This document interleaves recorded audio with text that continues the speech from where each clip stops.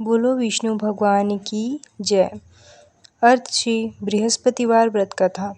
भारतवर्ष में एक प्रतापी और दानी राजा राज्य करता था। वह नित्य गरीबों और ब्राह्मणों की सहायता करता था। यह बात उसकी रानी को अच्छी नहीं लगती थी। वह ना ही गरीबों को दान देती, ना ही भगवान का पूजन करती थी और राजा को भी दान देने से मना किया करती थी। एक दिन राजा शिकार खेलने वन को गए हुए थे, तो रानी महल में अकेली थी। उसी समय बृहस्पति देव साधु वेश में राजा के महल में भिक्षा के लिए गए और भिक्षा मांगी। रानी ने भिक्षा देने से इनकार किया और कहा, हे साधु महाराज, मैं तो दान पुण्य से तंग आ गई हूँ। मेरा पति सारा धन लुटाते रहते हैं। मेरी इच्छा है कि हमारा धन नष्ट हो जाए, फिर ना रहेगा बांस, ना बजेगी बांसुरी। साधु ने कहा, देवी, तुम तो बड़ी विचित्र हो। धन संतान तो सभी चाहते हैं, पुत्र और लक्ष्मी तो पापी के घर भी होने चाहिए। यदि तुम्हारे पास अधिक धन है तो भूखों को भोजन दो, प्यासों के लिए प्याऊ बनवाओ, मुसाफिरों के लिए धर्मशालाएं खुलवाओ। जो निर्धन अपनी कुंवारी कन्याओं का विवाह नहीं कर सकते हैं, उनका विवाह करा दो। ऐसे और कई काम हैं जिनके करने से तुम्हारा यश लोक परलोक में फैलेगा। परंतु रानी का उपदेश का कोई प्रभाव न पड़ा। वह बोली, महाराज, आप मुझे कुछ न समझाएं। मैं ऐसा धन नहीं चाहती जो हर जगह बांटती फिरूं। साधु ने उत्तर दिया, यदि तुम्हारी ऐसी इच्छा है तो तथास्तु। तुम ऐसा करना कि बृहस्पतिवार को घर लीपकर पीली मिट्टी से अपना सिर धोकर स्नान करना, भट्टी चढ़ाकर कपड़े धोना। ऐसा करने से आपका सारा धन नष्ट हो जाएगा। इतना कहकर वह साधु महाराज वहां से आलोप हो गए। साधु के अनुसार कही बातों को पूरा करते हुए रानी को केवल 3 बृहस्पतिवार ही बीते थे कि उसकी समस्त धन संपत्ति नष्ट हो गई। भोजन के लिए राजा का परिवार तरसने लगा। तब एक दिन राजा ने रानी से बोला कि, हे रानी, तुम यहीं रहो, मैं दूसरे देश को जाता हूँ, क्योंकि यहाँ पर सभी लोग मुझे जानते हैं, इसलिए मैं कोई छोटा कार्य नहीं करता। ऐसा कहकर राजा परदेश चला गया। वहाँ वह जंगल से लकड़ी काट कर लाता और शहर में बेचता। इस तरह वह अपना जीवन व्यतीत करने लगा। इधर राजा के परदेश जाते ही रानी और दासी दुखी रहने लगी। एक बार जब रानी और दासी को 7 दिन तक बिना भोजन के रहना पड़ा, तो रानी ने अपनी दासी से कहा, हे दासी, पास ही के नगर में मेरी बहन रहती है। वह बड़ी धनवान है, तो उसके पास जा और कुछ ले आ, ताकि थोड़ी बहुत गुजर बसर हो जाए। दासी रानी की बहन के पास गई।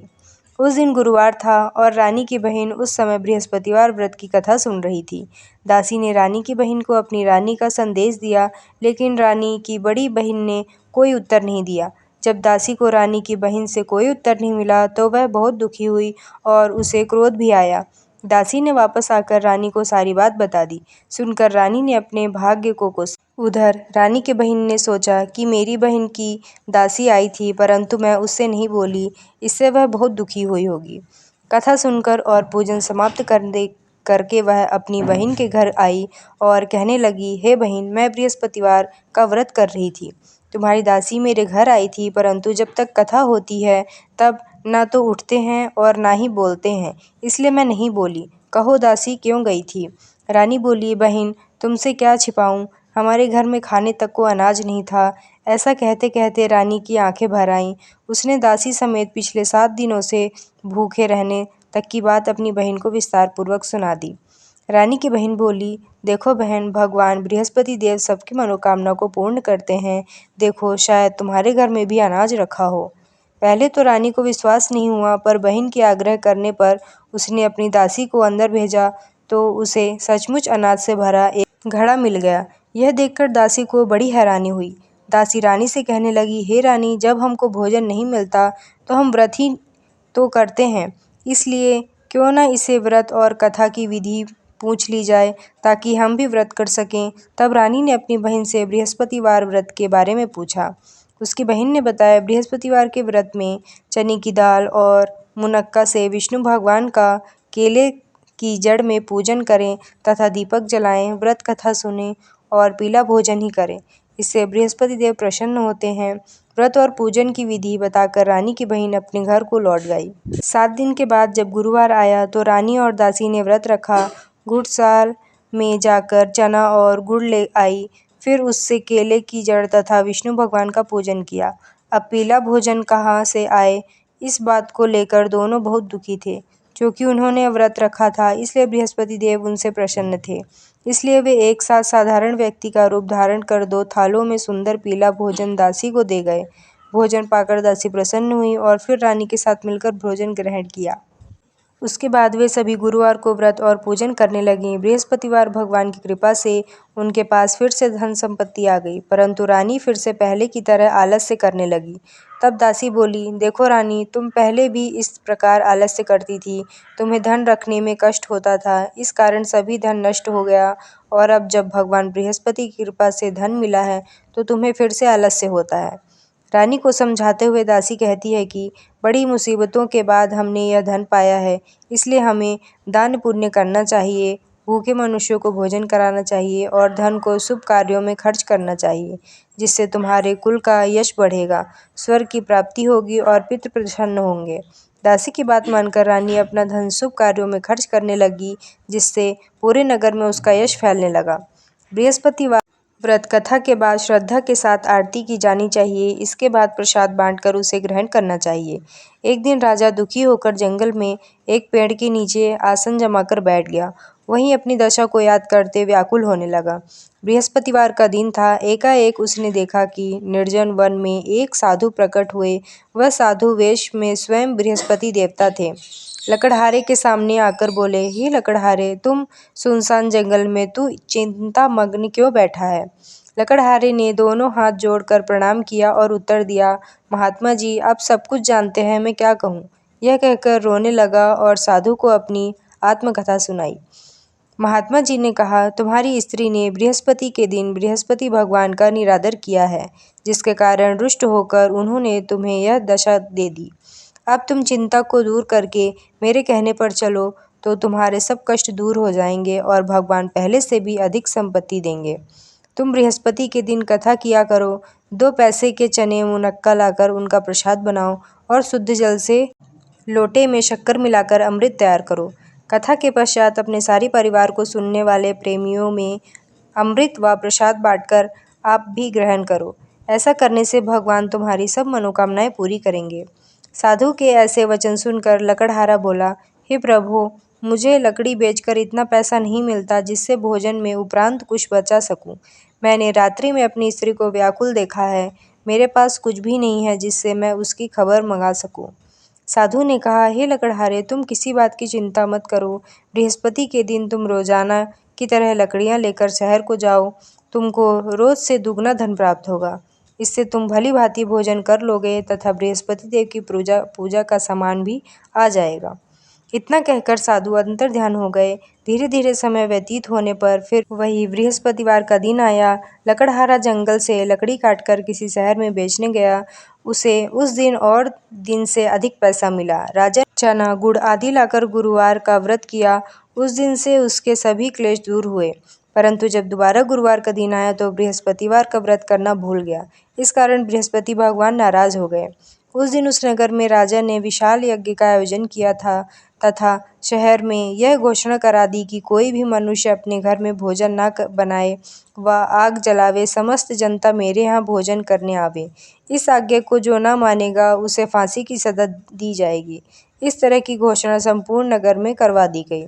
राजा की आज्ञानुसार शहर के सभी लोग भोजन करने गए, लेकिन लकड़हारा कुछ देर से पहुंचा, इसलिए राजा उसको अपने साथ घर लिवा ले गए और ले जाकर भोजन करा रहे थे तो रानी की दृष्टि उस खूंटी पर पड़ी जिस पर उसका हाथ लटका हुआ था।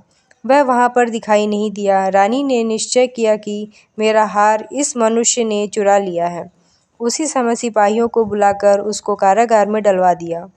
जब लकड़हारा कारागार में पड़ गया और बहुत दुखी होकर विचार करने लगा कि न जाने कौन से पूर्व जन्म के कर्म से मुझे यह दुख प्राप्त हुआ है, और उसी साधु को याद करने लगा जो कि जंगल में मिला था। उसी समय तत्काल बृहस्पति देव साधु के रूप में प्रकट हुए और उसकी दशा को देखकर कहने लगे, अरे मूर्ख, तूने बृहस्पति देव की कथा नहीं करी, इस कारण तुझे दुख प्राप्त हुआ है। अब चिंता मत कर, बृहस्पतिवार के दिन कारागार के दरवाजे पर 4 पैसे पड़े मिलेंगे। उनसे तू बृहस्पति देव की पूजा करना, तेरे सभी कष्ट दूर हो जाएंगे।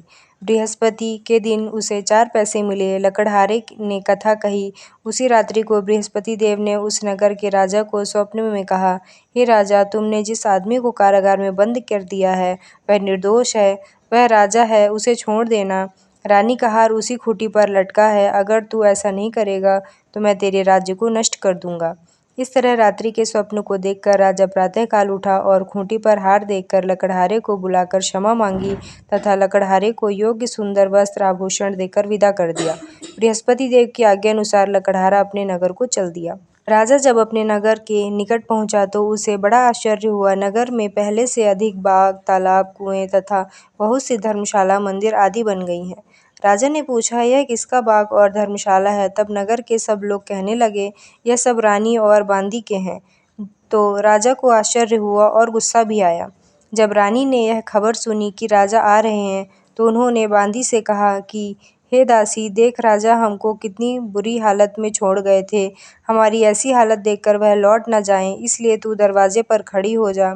आज्ञा अनुसार दासी दरवाजे पर खड़ी हो गई।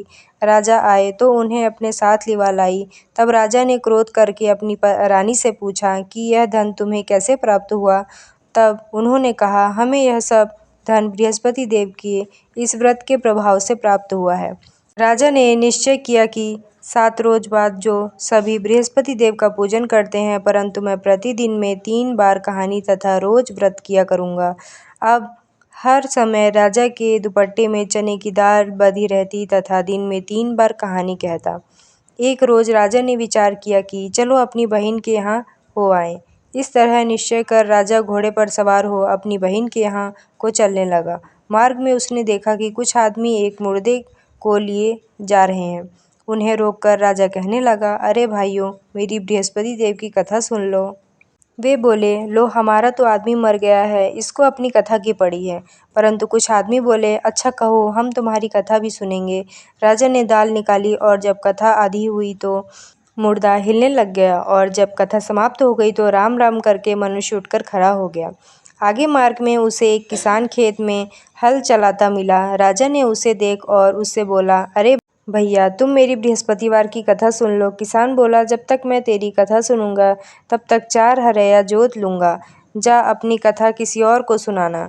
इस तरह राजा आगे चलने लगा। राजा के हटते ही बैल पछाड़ खाकर गिर गए तथा किसान के पेट में बड़ी जोर का दर्द होने लगा।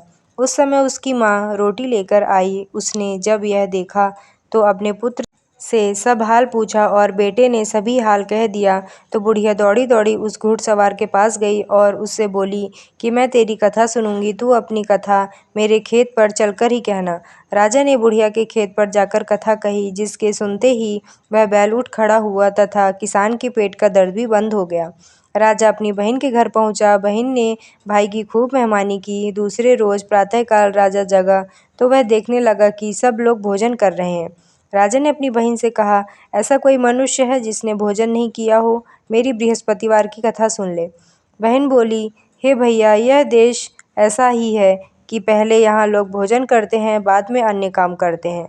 अगर कोई पड़ोस में हो तो देखाऊं। वह ऐसा कहकर देखने चली गई, परंतु उसे कोई ऐसा व्यक्ति नहीं मिला जिसने भोजन न किया हो। अतः वह एक कुम्हार के घर ले गई जिसका लड़का बीमार था। उसे मालूम हुआ कि उसके यहाँ 3 रोज से किसी ने भोजन नहीं किया है। रानी ने अपने भाई की कथा सुनने के लिए कुम्हार से कहा। वह तैयार हो गया। राजा ने जाकर बृहस्पतिवार की कथा कही, जिसको सुनाकर उसका लड़का ठीक हो गया। अब तो राजा की प्रशंसा होने लगी। एक रोज राजा ने अपनी बहन से कहा कि हे बहन, हम अपने घर को जाएंगे, तुम भी तैयार हो जाओ। राजा की बहन ने अपनी सास से कहा। सास ने कहा, हाँ चली जा, परंतु अपने लड़कों को मत ले जाना, क्योंकि तेरे भाई की कोई औलाद नहीं है। बहन ने अपने भैया से कहा, हे भैया, मैं तो चलूंगी पर कोई बालक नहीं जाएगा। राजा बोला, जब कोई बालक नहीं चलेगा तब तुम ही क्या करोगी? बड़े दुखी मन से राजा अपने नगर को लौट गया। राजा ने अपनी रानी से कहा, हम निर्वंशी हैं, हमारा मुख देखने का धर्म नहीं है और कुछ भोजन आदि नहीं किया। रानी बोली, हे प्रभु, बृहस्पति देव ने हमें सब कुछ दिया है, वह हमें औलाद अवश्य देंगे। उसी रात को बृहस्पति देव ने राजा के स्वप्न में कहा, हे राजा, उठ, सभी सोच त्याग दे, तेरी रानी गर्भ से है। राजा की यह बात सुनकर बड़ी खुशी हुई। 9वें महीने में उसके गर्भ से एक सुंदर पुत्र पैदा हुआ। तब राजा बोला, हे रानी, स्त्री बिना भोजन के रह सकती है पर बिना कहे नहीं रह सकती। जब मेरी बहन आवे तुम मुझसे कुछ कहना मत। रानी ने सुनकर हाँ कर दिया। जब राजा की बहन ने यह शुभ समाचार सुना तो वह बहुत खुश हुई तथा बधाई लेकर अपने भाई के यहाँ आई। तभी रानी ने कहा, घोड़ा चढ़कर तो नहीं आई, गधा चढ़ी आई। राजा ने बहन बोली, भाभी, मैं इस प्रकार न कहती तो तुम्हें औलाद कैसे मिलती। बृहस्पति देव ऐसे ही हैं, जैसी जिसके मन में कामनाएं हैं सभी को पूर्ण करते हैं। जो सद्भावना पूर्वक बृहस्पतिवार का व्रत करता है एवं पढ़ता है एवं अथवा सुनता है, दूसरों को सुनाता है, बृहस्पति देव उसकी सभी मनोकामनाएं पूर्ण करते हैं। बृहस्पति देव की जय।